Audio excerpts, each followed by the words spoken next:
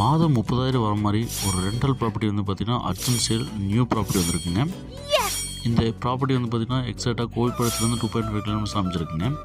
3 cent land area வந்து பார்த்திங்கன்னா நமக்கு கிழக்கு பார்த்து சைட்டில் வடக்கு பார்த்து வந்து பார்த்திங்கன்னா நமக்கு 2 2 பிஹெச்கேவாக பிளான் பண்ணி கொடுத்துருக்காங்க. போட்டிக்கோ நமக்கு நல்லா வந்து பார்த்திங்கன்னா பெரிய போட்டிக்கோ ஒரு 10க்கு 40 இன்ச்சில் ஒரு 3 கார் நிப்பாட்டுறதுக்கு போட்டியை கொடுத்துருக்காங்க.